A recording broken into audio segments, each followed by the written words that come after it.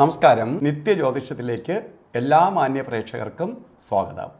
ഇന്ന് 2025 ഏപ്രിൽ മാസം 12-ാം തീയതി 1200-ാം ആണ്ട് മീനമാസം 29-ാം തീയതി ശനിയാഴ്ച. ഇന്ന് ആഴ്ച ശനിയാണ്, പക്ഷേ ഇന്നത്തെ നക്ഷത്രം അത്തൻ നക്ഷത്രമാണ്, മീനമാസത്തിലെ അത്തൻ നക്ഷത്രം. അപ്പോൾ നക്ഷത്രം കൊള്ളാം, ദിവസം കൊള്ളൂല എങ്കിലും ഇന്നത്തെ ദിവസത്തിനൊരു പ്രാധാന്യമുള്ളത് ഇന്ന് പൗർണമിയാണ്, വെളുത്ത വാവാണ്. പൗർണമിക്കൊരു പ്രത്യേകതയുള്ളത് എന്ത് ഇരുട്ടിനെയും വെളിച്ചമാക്കാൻ ശക്തിയുള്ള ദിവസമാണ് പൗർണമി ദിവസം. ഇന്ന് ശനിയാഴ്ച എന്നൊക്കെ ഞാൻ പറഞ്ഞെങ്കിൽ പോലും ഇന്ന് പൗർണമി ദിവസം പ്രകാശത്തെ പ്രദാനം ചെയ്തു തരും, എന്ത് നെഗറ്റീവ് ദോഷത്തെയും മാറ്റും. ഇന്നത്തെ നക്ഷത്രം വന്നു ഒക്കെയാണെങ്കിൽ പോലും ഇന്നത്തെ ദോഷ ശമനം ഉണ്ടാകുന്ന ഒരു ദിവസമാണ്. അതുകൊണ്ട് നമുക്കിന്ന് എന്ത് കാര്യത്തിന് വേണോ ഇറങ്ങാം, പൗർണമിയുടെ സപ്പോർട്ടുണ്ട്. പൗർണമി നമ്മളെ കൂടെ നിൽക്കും, ആ പ്രകാശം നമ്മളെ കൂടെ ഉണ്ട്, അത് നമുക്ക് ഐശ്വര്യപ്രദമായി തീരും. അതുപോലെ ഇന്ന് ബർത്ത്ഡേ വന്നിട്ടുള്ളവർക്ക് ഒരു വർഷത്തെ ഫലത്തെയാണ് അത്തരം നക്ഷത്രക്കാർക്ക് ചിന്തിക്കേണ്ടത്. ഒരു വർഷത്തെ ഫലത്തെ ചിന്തിക്കുമ്പോൾ ശനി ചെറിയ ചെറിയ തടസ്സങ്ങളെ കൊടുക്കും എന്നുള്ളതിന് സംശയം വേണ്ട. എങ്കിലും പൗർണമി ദിവസമായതുകൊണ്ട് നമുക്ക് എല്ലാത്തിൽ നിന്നും അതിജീവിച്ച് പോകും.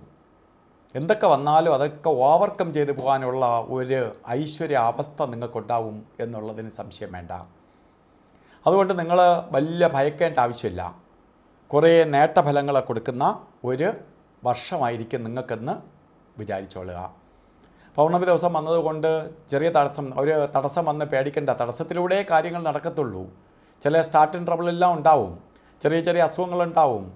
അപ്പോൾ തടസ്സവും അസ്വസ്ഥതയും സാമ്പത്തിക നഷ്ടങ്ങൾ വരുമെങ്കിലും വലിയ നഷ്ടമൊന്നും നിങ്ങൾക്ക് വരത്തില്ല.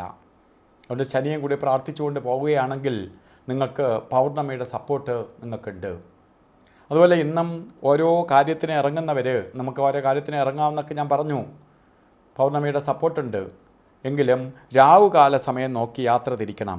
9:22 തൊട്ട് 10:54 വരെയാണ് രാവുകാല സമയം. 9 തൊട്ട് 10 വരെ ഇട്ടിട്ടുണ്ടെങ്കിലും 9:22 തൊട്ടേ തുടങ്ങുള്ളൂ. 10:54 വരെ രാവുകാല സമയമുണ്ട്. ഇത് യാത്രയ്ക്ക് പ്രാധാന്യം കൊടുക്കുക. യമകണ്ഠ കാല സമയവും ഗുളിക കാല സമയവും എല്ലാ ശുഭകാര്യങ്ങളിൽ നിന്നും മാറ്റിവെക്കുക.